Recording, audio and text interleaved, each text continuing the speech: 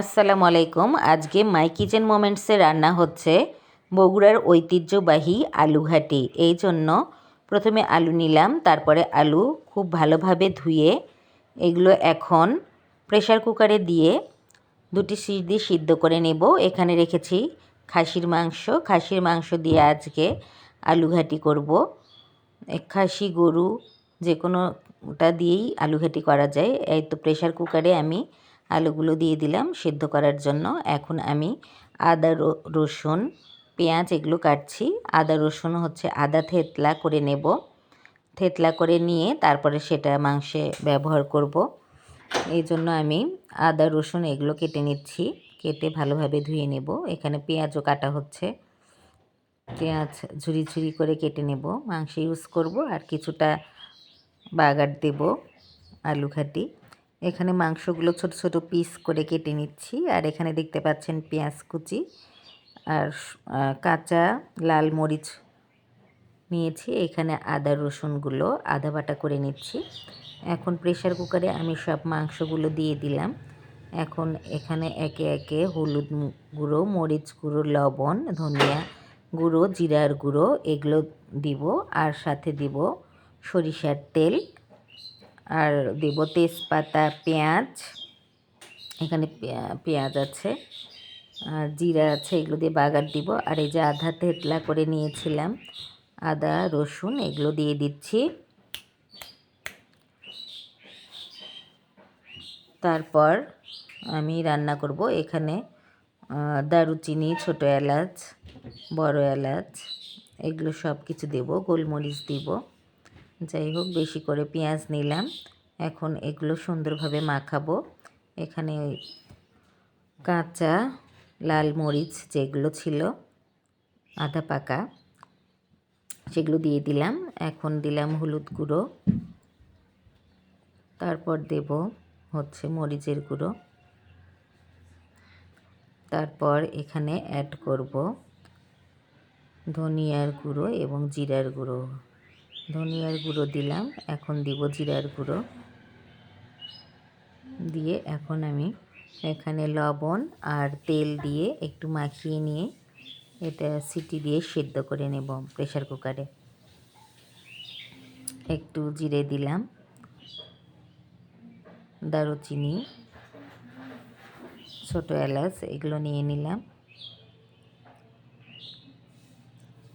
এই তো দেখতে পাচ্ছেন আমি সরিষার তেল দিচ্ছি। সরিষার তেল দিয়ে মেখে নিয়ে এখন এখানে পানি অ্যাড করে এটা সেদ্ধ করে নেব দুটা সিটি দিয়ে। আর একটু পানি অ্যাড করেছি এখানে। আপনার পরিমাণ মতো পানি অ্যাড করবেন মাংসের পরিমাণ অনুযায়ী। এখানে আলু সিদ্ধ হয়ে গেছে। এগুলো এখন ছিলে নিয়ে আমি এগুলো একটু ময়েস করে নেব, হাত দিয়ে ভেঙে ভেঙে নেব। তারপরে সেটা মাংসে ইউজ করব। এইভাবে বগুড়ার আলু ঘাটিগুলো এইভাবে রান্না করা হয়।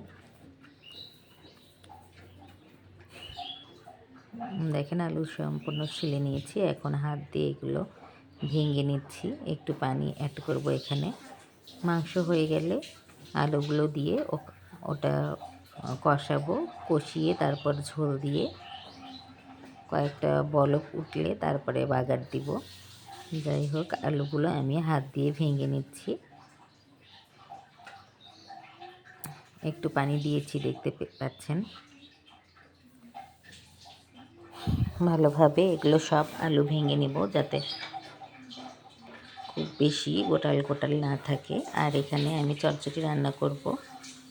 করলা, আলু, পেঁয়াজ কেটে রেখেছি। আমার মাংস হয়ে গেছে। এখানে আমি এখন আলু সেদ্ধ যে মাখিয়ে রেখেছিলাম পানি দিয়ে, সেগুলো দিয়ে এটা ভালোভাবে কষাবো। কষিয়ে তারপর এটা বাগার দিব। এখন এটা ভালোভাবে কষাবো।